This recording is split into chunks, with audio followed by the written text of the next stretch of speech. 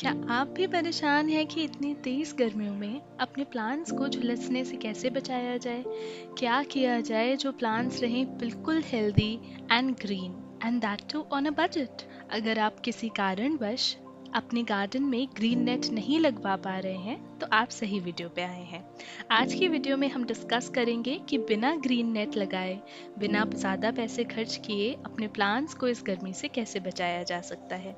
ये सारी चीज़ें मैं खुद अपनाती हूँ और मैंने डेफिनेटली काफ़ी पॉजिटिव रिजल्ट्स देखे हैं, इसीलिए आपके साथ आज शेयर कर रही हूँ। सबसे पहली चीज़ जो मैंने अपने अनुभव से सीखी है वो यही है कि गर्मियों के समय नए प्लांट्स मत लीजिए। जी हाँ, हम गार्डनर्स के लिए ये एक बहुत डिफ़िकल्ट डिसीजन होता है, लेकिन यकीन मानिए काफ़ी इम्पॉर्टेंट डिसीजन भी है। गर्मी में नए प्लांट्स लेंगे तो हो सकता है कि घर पे आके वो अच्छे से ग्रो ना हो सके, लेकिन फिर भी अगर मेरी ही तरह आपका भी मन नहीं मानता है और नर्सरी से गुजरते समय आप एक आध पौधा घर ले ही आते हैं, तो इस टेक्निक को अपनाइए। आपके प्लांट्स हमेशा हेल्दी एंड ग्रीन रहेंगे। जब आप प्लांट्स को नर्सरी से खरीद के घर के अंदर लेकर आएं, तो उसे as it is grow bag के साथ जमीन पे मत रखिए। हम अक्सर ये गलती करते हैं। हम क्या करते हैं, एज इट इज प्लांट्स को लाते हैं जो ग्रो बैग्स में लगे हुए हैं और उन्हें फर्श पे रख देते हैं। वो फर्श अक्सर या तो पत्थर का बना हुआ होता है या सीमेंट का बना हुआ होता है या उन पे टाइल्स लगी हुई होती हैं। अब वो मिट्टी के ऊपर रखे थे नर्सरी के अंदर, यहाँ पर एकदम से फर्श पे वो अपने आप को एडजस्ट नहीं कर पाएंगे और गर्मियों में फर्श गर्म भी बहुत जल्दी होता है। तो इस वजह से आप एक टब के अंदर ठंडा पानी भरिए और उस पानी के अंदर अब आप जो भी पौधे लेकर आए हैं उन पौधों को रख दीजिए। इन पौधों को कम से कम 5-6 घंटे ऐसे ही रहने दीजिए।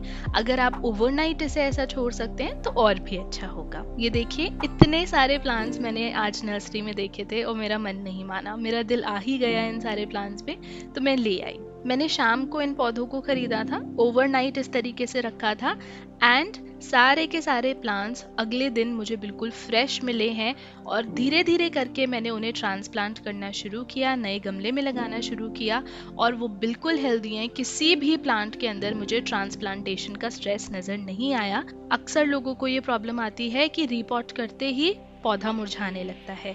इस तरह अगर आप रिपोर्टिंग करेंगे तो आपका पौधा कभी भी मुरझाएगा नहीं। अब दूसरी जो टिप मैं आपको यहाँ पर देना चाहूंगी कि अपने प्लांट्स को एक दूसरे के पास रखिए, बहुत ज़्यादा दूर दूर मत रखिए। देखिए, मैंने भी अपने टेरेस गार्डन पे अपने इतने ढेर सारे प्लांट्स को एक जगह पर रखा हुआ है। इससे आखिर होता क्या है, देखिए ये एक ऐसा सिस्टम बनाते हैं कि उस जगह पे ह्यूमिडिटी ज़्यादा हो जाती है, मतलब मॉइस्चर एयर में ज़्यादा हो जाता है, उमस ज़्यादा हो जाती है।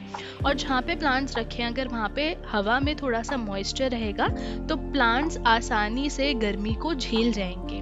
गर्मियों में अक्सर होता ही ये है, वो जो लू होती है वो एक तरीके से ऐसी हवा होती है जो बिल्कुल ड्राई होती है, सूखी हवा होती है, प्लांट्स का मॉइस्चर और भी ज़्यादा खींचती है। तो अगर हम किसी तरीके से प्लांट्स के आसपास उनका मॉइस्चर बढ़ा सकें तो ये उनके लिए बहुत ही अच्छा होगा। देखिए, यहाँ पे मैंने ग्रो बैग्स के अंदर भी कुछ कुछ सीडलिंग्स लगाई हुई हैं जो धीरे धीरे करके ग्रो हो रही हैं, इनको भी मैंने साथ में ही रखा है। तीसरी टिप जो आप ध्यान में रखिए, अगर आप अफोर्ड कर सकते हैं तो आप इस टाइप के स्टैंड्स ज़रूर खरीदिए। इन स्टैंड्स के ऊपर अपने पौधों को लगाइए। ये आप तब ज़रूर कीजिए अगर आपका टेरेस गार्डन है, मतलब अगर आपके टेरेस पे पत्थर लगा हुआ है या फिर सीमेंट है जो कि बहुत जल्दी गर्म हो जाता है, तो अगर आपने डायरेक्टली उसी के ऊपर अपने सारे गमलों को रखा हुआ है तो वो जो फर्श की जितनी भी गर्मी है वो डायरेक्टली आपके प्लांट्स तक पहुंचेगी, ज्यादातर उसकी मिट्टी और उसके रूट्स तक ही पहुंचेगी, जिसकी वजह से प्लांट को और भी ज्यादा प्रॉब्लम हो सकती है। तो अगर आप उसे थोड़ी सी ऊंचाई पे रख सकते हैं तो ये गर्मी एकदम से डायरेक्टली प्लांट तक नहीं पहुंच पाएगी। तीसरी चीज, सीमेंट पॉट बिल्कुल भी यूज मत कीजिए। मैं बार बार आपको एक ही चीज बता रही हूँ कि सीमेंट जल्दी गर्म होता है, तो अगर हम सीमेंट का फर्श अवॉइड कर रहे हैं तो ऑब्वियस सी बात है कि सीमेंट पॉट्स को भी अवॉइड ही करना है, क्योंकि सीमेंट बहुत जल्दी गर्म होता है, तो फिर से आपके प्लांट को प्रॉब्लम होगी। तो गर्मियों के लिए बेस्ट जो गमले रहते हैं वो हमेशा मिट्टी के गमले ही रहते हैं, जो क्ले पॉट्स होते हैं। आप उनको खरीदेंगे तो गमला जो है वो पौधे को ठंडक देगा, बाकी जो प्लास्टिक के पॉट्स होते हैं या सीमेंट पॉट्स होते हैं वो गर्मी के समय प्लांट के लिए थोड़े से प्रॉब्लमेटिक होते हैं। अब देखिए यहाँ पर मेरे जितने भी सेंसिटिव प्लांट्स हैं जैसे कि गंधराज, उनको मैंने एक ऐसी जगह पे रखा है जहाँ पे उन्हें सेमी शेड मिले। मतलब सुबह की जो धूप होती है, सुबह 11 बजे तक की जो धूप है उतनी धूप इसे मिले और फिर शाम की थोड़ी बहुत धूप मिले। जो दोपहर की तेज कड़कती धूप होती है वो इन तक डायरेक्टली ना पहुंचे। तो आप भी अपने गार्डन में इस चीज़ का ध्यान रखिए, जितने भी सेंसिटिव पौधे हैं उन सारे सेंसिटिव पौधों को किसी ऐसी जगह पे रखिए जहाँ पे उनके ऊपर हार्श सनलाइट ना पड़े। तो आप उस तरीके से अपने सारे प्लांट्स का ध्यान रख सकते हैं। क्योंकि देखिए जैसे हम सब लोग अलग होते हैं, हम सब लोगों के तरीके अलग होते हैं, किसी को कोई चीज़ पसंद होती है, किसी को कोई चीज़ पसंद होती है, उसी तरीके से प्लांट्स होते हैं। प्लांट्स के जो नीड्स होते हैं वो अलग होते हैं, किसी प्लांट को कुछ चाहिए, किसी प्लांट को कुछ चाहिए। तो अगर आप किसी तरीके से उन प्लांट्स की रिक्वायरमेंट को समझ लें तो उनका ध्यान रखना भी आपके लिए ना काफ़ी आसान हो जाएगा। हर एक प्लांट की नीड्स को समझाने के लिए ही मैं उनके ऊपर डिटेल्ड वीडियोस बनाती हूँ। तो मेरे चैनल बरखाज हैप्पी प्लेस पे ढेर सारे ऐसे प्लांट वीडियोस हैं जिनको आप देख सकते हैं। तो आपको समझ में आ जाएगा कि किस प्लांट की क्या रिक्वायरमेंट है। तो आप वहाँ जाइए, वीडियोस देखिए और अकॉर्डिंगली अपने प्लांट्स को अलग अलग जगहों पे रखना शुरू कीजिए उनके नीड्स के अकॉर्डिंग। नेक्स्ट टिप है मल्चिंग। मैंने देखा है कि बहुत सारे लोग अलग अलग चीज़ों से मल्च करते हैं। सूखी पत्तियों से भी मल्चिंग कर सकते हैं, कुछ लोग आजकल कार्डबोर्ड के टुकड़ों से भी मल्चिंग कर रहे हैं। मुझे जो सबसे बेस्ट मल्चिंग लगती है वो इस तरीके से क्ले पॉट्स और दिए की मल्चिंग लगती है। ये जो मिट्टी से बनी हुई चीज़ें होती हैं इनकी तासीर भी ठंडी ही होती है। अब जैसे गर्मियों में हम लोग मटके का पानी पीते हैं तो हमें अच्छा लगता है ना, हमें राहत मिलती है। उसी तरीके से अगर आपके घर में कोई टूटा हुआ गमला है या फिर इस तरीके से यूज्ड दिए हैं, पुराने दिए हैं जिनको अब आप यूज़ नहीं करते हैं, तो आप उनको तोड़ लीजिए, उनके छोटे छोटे टुकड़े कर लीजिए जैसे मैं यहाँ पर कर रही हूँ। और उसके बाद इन टुकड़ों को मिट्टी के ऊपर बिछा दीजिए। टुकड़े बहुत ज़्यादा छोटे नहीं होने चाहिए, बहुत ज़्यादा बड़े भी नहीं होने चाहिए। और मैं प्रेफर करती हूँ कि मुझे प्लांट्स की थोड़ी सी मिट्टी नज़र आए। मैं पूरा मिट्टी को कवर करना प्रेफर नहीं करती, क्योंकि वाटरिंग के टाइम पे भी आपको देखना है कि मिट्टी गीली है या फिर मिट्टी सूख चुकी है, और उसी हिसाब से आपको वाटरिंग करनी है। क्योंकि जैसा मैंने आपको बताया, हर प्लांट के वाटरिंग नीड्स भी अलग होते हैं। जितना पानी आप दे रहे हैं उतने पानी में हो सकता है एक प्लांट के लिए ओवर वाटरिंग हो जाए, वहीं पे किसी दूसरे प्लांट के लिए अंडर वाटरिंग हो जाए। तो मिट्टी नज़र आना थोड़ा सा ज़रूरी होता है। तो इसीलिए मैं उसी हिसाब से यहाँ पे टुकड़े बिछा रही हूँ कि मुझे मिट्टी थोड़ी थोड़ी नज़र आती रहे। उसके बाद आप ऊपर से अच्छे से पानी दीजिए। ये जो मिट्टी के टुकड़े हैं, ये टुकड़े अपने अंदर ढेर सारा मॉइस्चर हमेशा रखेंगे और आपके प्लांट को डेफिनेटली बहुत ज़्यादा हेल्प करेंगे। अगर आपके पास ये टुकड़े नहीं हैं तो आप इस तरीके से छोटे छोटे पत्थरों का भी इस्तेमाल कर सकते हैं।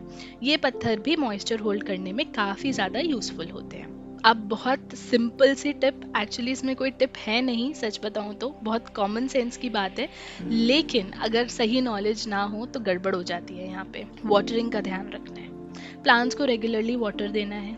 लेकिन जैसा कि मैंने आपको बताया कि हर प्लांट की नीड अलग होती है, तो मिट्टी पे नज़र डालिए। किसी प्लांट की मिट्टी अगर पूरी गीली है तो उसमें पानी मत दीजिए। किसी प्लांट की मिट्टी अगर पूरी सूख चुकी है, 1 फिंगर टेस्ट कीजिए, उसमें पानी दे दीजिए। किसी प्लांट को ज़्यादा पानी की ज़रूरत होती है, किसी प्लांट को कम पानी की ज़रूरत होती है। जैसे एलोवेरा, एलोवेरा क्योंकि एक ज़ीरोफाइट है, डेजर्ट एरिया में पाया जाता है, तो उसको कम पानी देंगे आराम से चल जाएगा, बल्कि ज़्यादा पानी उसके लिए और भी ज़्यादा प्रॉब्लम क्रिएट करता है।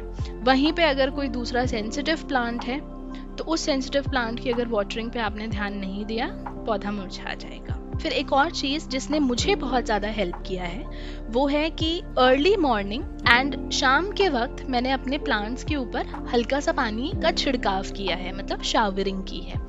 इससे प्लांट्स का टेम्परेचर काफ़ी हद तक कम होता है। उनको दिन भर की जो इतनी ज़्यादा गर्मी होती है ना, उस गर्मी से राहत होती है। आप समझिए वो जो मिस्टिंग सिस्टम होता है ना, हम लोग कभी कभार फंक्शंस अटेंड करने जाते हैं, कुछ शादी वगैरह अगर होती है तो बहुत ज़्यादा गर्मी में कुछ रेस्टोरेंट्स वगैरह में ये मिस्टिंग सिस्टम को यूज़ किया जाता है। हल्की सी पानी की फुहार आपके ऊपर पड़ती है तो आपको कितना अच्छा लगता है, गर्मी से राहत मिलती है। इसी तरीके से जब आप प्लांट्स के ऊपर पानी को स्प्रे करते हैं या फिर शावर करते हैं, तो जब हवा चलती है तो वो हवा उनको थोड़ी सी ठंडक पहुंचाती है, तो उनका टेम्परेचर काफ़ी कम हो जाता है, तो वो वापस से ना रिजुविनेट होने लग जाते हैं, रिफ्रेश हो जाते हैं अगले दिन के लिए।